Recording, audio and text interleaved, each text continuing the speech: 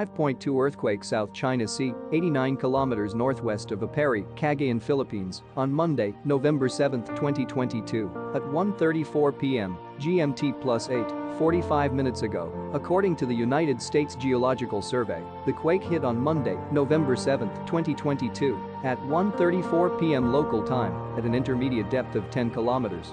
The strength of the earthquake may have been tempered by its relative great depth below the surface, which makes it feel weaker in absolute terms.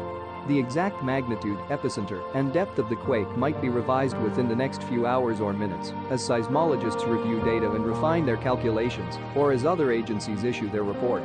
A second report was later issued by the Incorporated Research Institutions for Seismology, IRIS, which listed it as a magnitude 5.3 earthquake as well.